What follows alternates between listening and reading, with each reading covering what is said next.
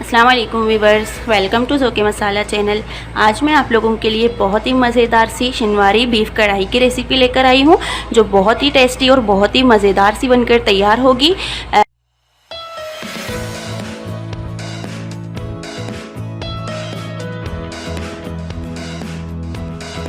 अगर आपने अभी तक मेरे YouTube चैनल को सब्सक्राइब नहीं किया तो सब्सक्राइब करें, पास में जो बेल आइकन है उसे जरूर प्रेस करें।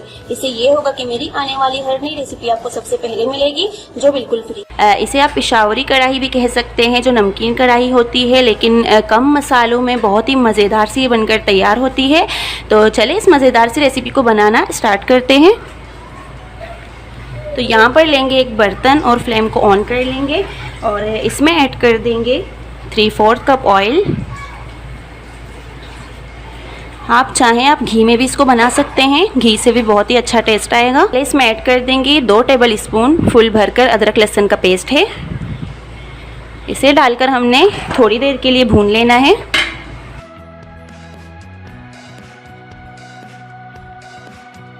अच्छा, तो ये मैंने भून लिया थोड़ी देर तक। अब इसमें देखिए मेरे पास 1 किलो बीफ का गोश्त है, 1 केजी है, तो ये इसमें डाल देंगे, हड्डियों के साथ है।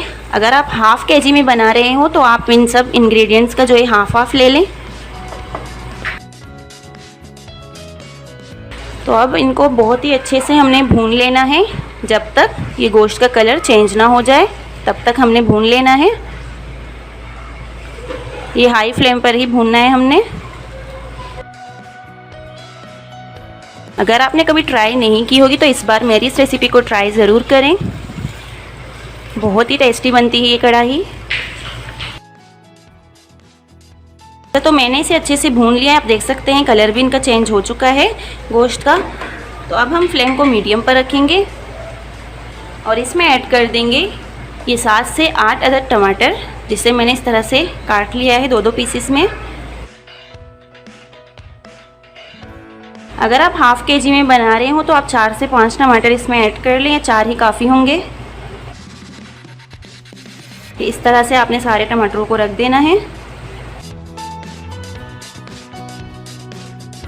बस अब हमने क्या करना है, इसको कवर करके रख देना है, टमाटर अच्छे से सॉफ्ट हो जाए और इसके ऊपर की स्किन जो है हमने हटा लेना है। ठीक है, तो वेट करते हैं थोड़ी देर के बाद। तो यहाँ पर 10 से 12 मिनट तक मैंने इसे कवर करके इसे पकाने के लिए छोड़ दिया था। अब मैं ढक्कन हटा दूँगी और ये स्किन जो है टमाटरों की, इसको इस तरह से हम निकाल लेते हैं। ये बहुत ही आसानी से निकल जाते हैं।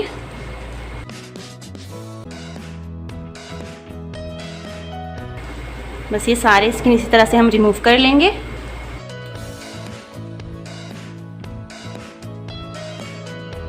तो बस ये देख लें, सारे टमाटरों की स्किन जो है वो मैंने रिमूव कर ली है। अब इनको इस तरह से हमने सॉफ्ट कर लेना है।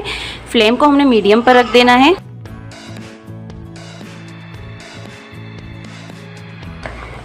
एक से 2 मिनट तक इसी तरह से हम टमाटरों को सॉफ्ट कर लेंगे। ये देखिए टमाटरों ने कितना पानी छोड़ दिया है, हमें ज़्यादा पानी डालने की इसमें ज़रूरत भी नहीं पड़ेगी।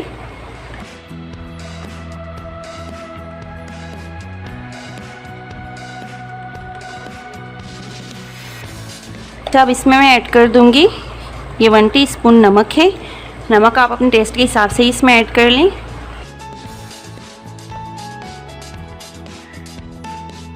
अच्छा, तो ये देखिए टमाटर हमारे सॉफ्ट हो रहे हैं, तो ये इसी में ही पकते पकते सॉफ्ट हो जाएंगे बहुत ही अच्छे से। अब इसमें ऐड कर देंगे 1 टीस्पून ये हल्दी पाउडर है और 1 टीस्पून ही भरकर साबुत ज़ीरा है, ये ऐड कर देंगे।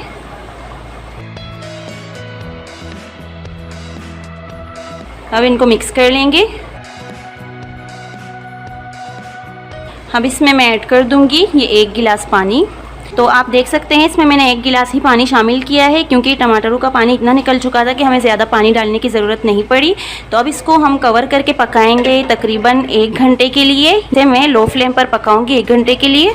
तो अगर आपको लगे कि इसका पानी कम है, आपको ज़्यादा डालने की ज़रूरत है, तो आप इसमें थोड़ा और भी पानी शामिल कर सकते हैं। तब तक पकाएं जब तक आपका गोश्त जो है वो गल ना जाए। ठीक है, तकरीबन 90% तक हमने इसे कुक कर लेना है। उसके बाद हमने थोड़ी देर तक फिर उसको पका लेना है। तो अभी मिलते हैं 1 घंटे के बाद।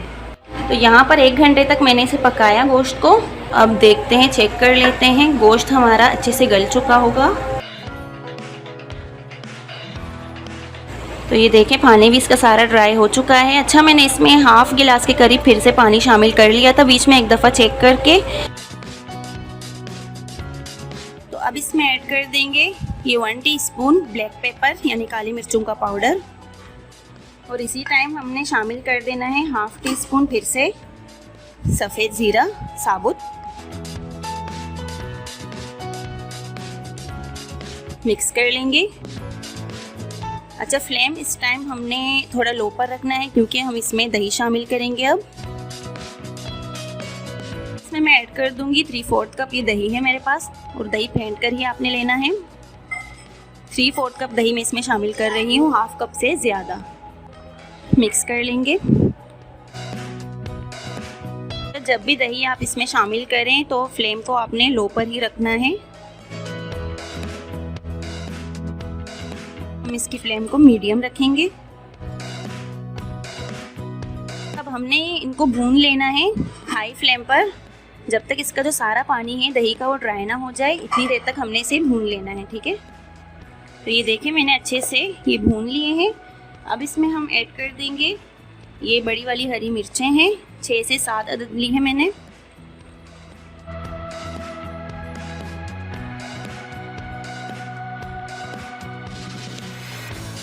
ये सारी मैंने इसमें ऐड कर दी हैं। ये मैंने इस तरह से कटिंग कर ली है सेंटर से 2-2।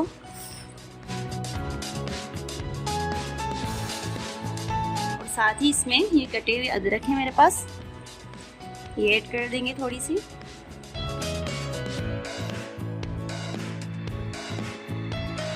मज़ेदार सी खुशबू आ रही है इस कढ़ाई की। थोड़ी देर तक इसे और पका लेना है, 1 से 2 मिनट तक।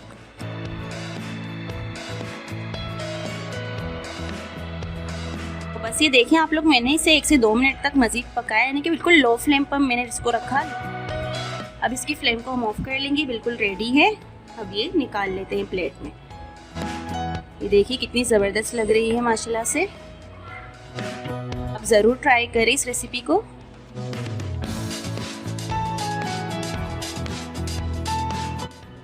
तो मैंने ये प्लेट में निकाल दिए हैं। अब लास्ट में इसमें थोड़े से कटे हुए हरे धनिया की गार्निश करेंगे।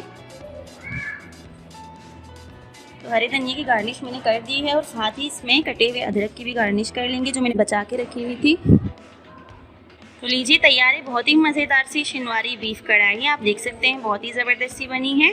तो आप इस रेसिपी को ज़रूर ट्राई करें, फैमिली और फ्रेंड्स में भी शेयर करें। और अगर आपको मेरी रेसिपी पसंद आए तो मेरी वीडियो को लाइक करें और ज़्यादा से ज़्यादा शेयर करें, और मुझे फीडबैक ज़रूर दें। दुआओं में याद रखिएगा। अल्लाह हाफ़िज़।